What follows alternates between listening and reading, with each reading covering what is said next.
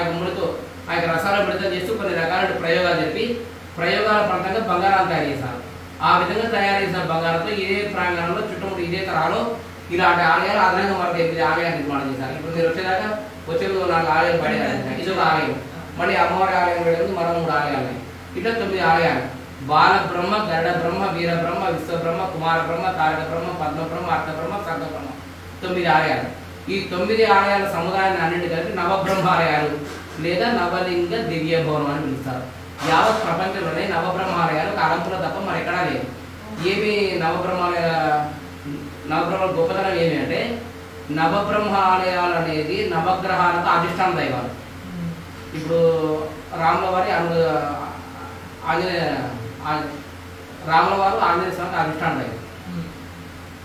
ఆంజనేయ స్వామి అనుగ్రహం కావాలంటే ఆంజనేయ స్వామికి అభిషేకం చేసుకుంటూ సుందర లేఖం చేసి వడమాల చేసి తమలపాకు పెట్టుకుని రకరకాల సుందరకాండ చేసి అదే రాముదేవుడు కూర్చొని చేస్తే ఆటోమేటిక్గా ఆంజనేయ స్వామి వస్తాడు, ఎందుకంటే అధిష్టాన దైవం. సో ఇక్కడ నవబ్రహ్మాలయాన్ని దర్శనం చేసుకుని అందుకు మూలకారకుడైన ఆ యొక్క బాలబ్రహ్మేశ్వరుడు అభిషేకం చేస్తే మనకు తెలియకుండా ఆ యొక్క నవగ్రహ ఈటి పాదాలన్నీ కూడా తొలగిపోతాయి. అందుకే సంకల్పంలో ఎక్కడా లేకుండా ఒక అనుకూలం మాత్రం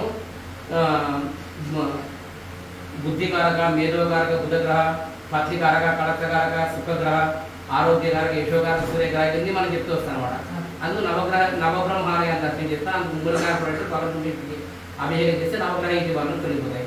స్వామివారి పక్కన మనకి ఇక్కడ కనిపించే విగ్రహం విష్ణుసార గ్రహం. ఈశ్వరుడికి లింగం ఎట్లయితే ప్రతిరూపమో విష్ణుకు ప్రతిరూపం విష్ణుసార గ్రహం. శివాయ విష్ణు రూపాయ, శివరూపాయ విష్ణువే. ఈ విష్ణువు ఇక్కడ ఎట్లా అంటే ఏకకాలంలో ఇక్కడ సూర్యుడికి విష్ణువుకి అభ్యాసం చేస్తున్నాం. ఎప్పుడైతే నది తీరాన్ని ఇక్కడ వెళ్తున్నాడో నదిలో కొడుకుంటున్న ఆ యొక్క సాలగ్రామం మాధ్వాచార్యుల వారు ఇక్కడ స్వామివారికి వాయు ప్రతిష్టాపన చేశారు. యంత్ర ప్రతిష్ట మీద వాయు ప్రతిష్ట కదా. అందుకే ఇక్కడ ఇద్దరికి ఏకాలు చేస్తారు. ఈ ఆలయాలను కూడా 1400 సంవత్సరాల క్రితం 6వ శతాబ్దం బాదామి చాళుక్యులు 2వ ప్రదేశ్ నిర్మాణం చేశారు. చాళుక్యులు క్షేత్రానికి దక్షిణ కాశీ, కాశీతో సమానంగా చెప్తారు ఈ అలంపూర్ను. బ్రహ్మేశ్వయం సవిశ్వేష, కాశీలో విశేషుడు, అలంపూర్లో బ్రహ్మేశ్వరుడు. సా కాశీ హేమలాపురం, ఇక్కడ కాశీ, ఇక్కడ హేమలాపురం. ఈ అలంపురానికి కూడా హేమలాపురం, హేమం అంటే బంగారం, బంగారం తయారు చేస్తారు. ఏమైనా వాస్తవం మనకు తెలియదు కానీ విగ్రహం కింద స్వామివారి కింద స్వర్ణాలయం ఉంది అని చెప్తారు. అందులో రైతలింగము, వజ్రలింగము, స్ఫటికలింగము, మరకతలింగము, అక్కడ వెంటలింగం ఇవన్నీ ఉన్నాయని చెప్తారు. ఇవన్నీ ఆత్మహత్యలు వాళ్ళు చేస్తున్నారు. అనంతపద్మ స్వామి స్థాయి నీలవారం మనం ఉంటుంది. ఇట్లా ఈ స్వామివారితో ఉంది అని చెప్తారు. దాదాపు అలంపూర్ యొక్క గొప్పతనం ఏమంటే గ్రామదేవత ఎల్లమ్మను మొదలుకొని జగత్తు పార్వతీ పరమేశ్వరుడు లేని ఆలయాలు. అలంపూర్లో అన్ని ఆలయాలు ఉంటాయి. వెంకటేశ్వర స్వామి, వేణుగోపాల స్వామి, సూర్యనారాయణ స్వామి, దక్షిణామూర్తి. అలంపూర్ అనేది ఒక 4 ఆలయం కాదు, ఒక రోజు మొత్తం కేటాయించారు. అందుకే చెప్తారు బాల బ్రహ్మేశ్వరాయాస్తు. ఇవన్నీ కాదుకున్నాడు చేసుకున్నాడు. బాల బ్రహ్మేశ్వరాయాస్తు భక్త కల్ప ధ్రుమాయిక కోటి లింగ స్వరూపాయ స్వర్ణ లింగాయ ఆస్తోటే ఉన్నారు. ఎవరు బాలబ్రహ్మేశ్వర స్వామి. ఎక్కడ భక్త కల్ప ధ్రువాయి భక్తుల పాటు కోటి లింగ స్వరూపాయ. ఈ ఒక స్వామివారికి అభిషేకం చేసి కోటి లింగాలు. ఇక్కడ కోటి లింగాలు అంటే కోటి దేవతామూర్తులు మనం తీసుకోవాలి.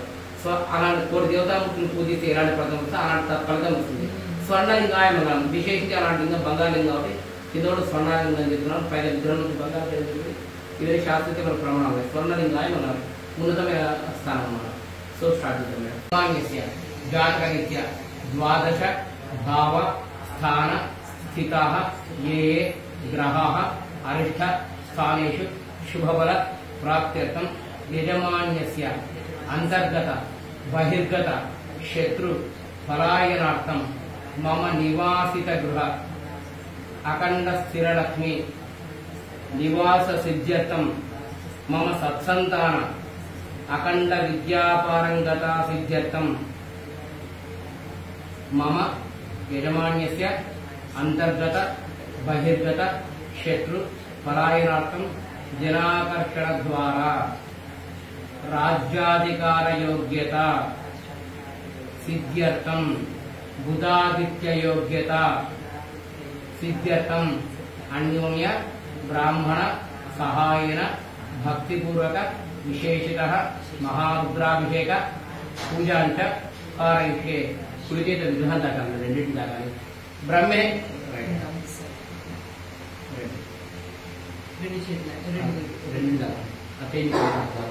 బ్రహ్మేశ్వరేంద్ర విశ్వేసాగర దేహేవనామ్రే సాగంగాతుంగవద్రేయం సత్యవేదం హృదయ ధ్యాయామి ధ్యానం సమర్పయామి. మేడం చెప్పండి. మహాజ్యోతి మయ అలంపుర క్షేత్ర విరాజనే जोगुल शक्ति युक्ताय ब्रह्मेशानाय मंगलम